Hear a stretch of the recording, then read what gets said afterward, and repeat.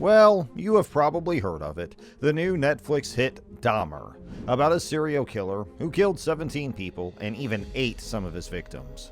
The story is a real crime drama series, so the fact that it adheres to fact rather than fiction, for the most part, is probably not going to come as much of a surprise to you. Are you excited to know more? Then you need to stay connected. We are going to talk about what was shown in the series and what reality sounds enchanting. However, some of the events are so frightening that you could find yourself questioning whether or not they could really occur in real life. The 10-part series about this story becomes increasingly convoluted and unsettling as new details are revealed throughout the course of the series. But alas, Netflix and Ryan Murphy remained remarkably faithful to the original plot throughout the production of the show.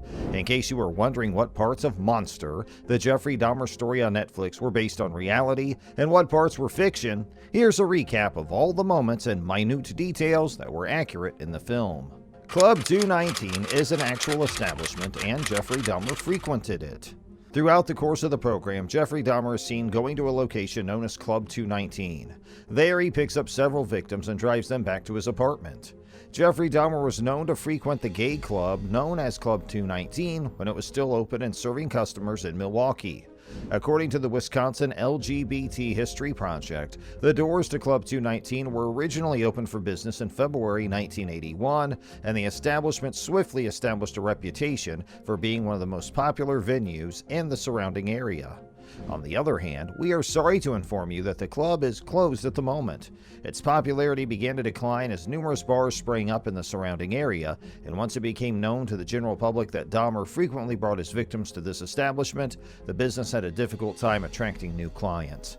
Additionally, its popularity started to diminish when more bars went up in the surrounding area, which caused the competition for customers. Jeffrey Dahmer did frequently show victims graphic images, the film version of The Exorcist III. It is a fact that Jeffrey Dahmer frequently screened The Exorcist III for the individuals that he invited back to his flat. He admitted as much in a terrifying interview, saying that the films put him in the mindset to perform his murders. Tracy Edwards said that Dahmer did in fact tell him, "I want to hear your heart because I'm going to devour it." Dahmer tells Tracy Edwards that he wants to hear his heart because he is going to eat it during a very eerie sequence in the series, which takes place immediately after they have seen The Exorcist III together. In the courtroom, Edwards confirmed that the event described above actually took place. He indeed gave some tadpoles to his teacher as a present. There is a moment in which, as we see Dahmer grow up and struggle to fit in at school, he presents one of his teachers with a gift consisting of a glass that already contains tadpoles inside it. The scene takes place when we are watching Dahmer grow up. This is based on events that really took place, and Dahmer did become agitated when a buddy was given the tadpoles to take care of. In addition to this, he was responsible for the death of the tadpoles by pouring motor oil into the glass container in which they were kept. When officers noticed that Jeffrey Dahmer had human remains in his vehicle, they pulled him over. Dahmer admitted in court that he was stopped by the police as he was driving with human remains in the trunk of his vehicle.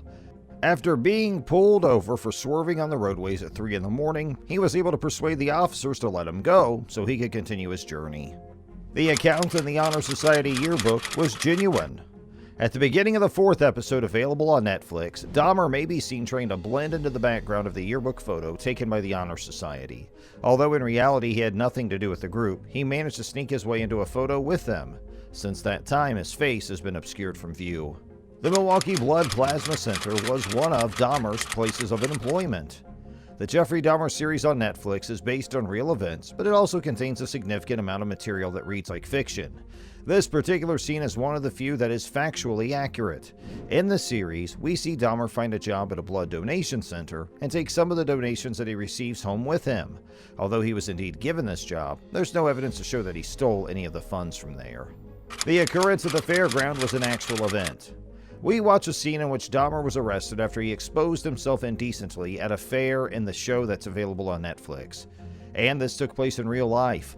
Dahmer was arrested for drunk and disorderly conduct in August 1982, and less than a year later, he was convicted of indecent exposure at a Wisconsin State Fair park. For the incident that took place, which apparently involved 25 persons in the room, including ladies and children, he was issued a punishment of $50.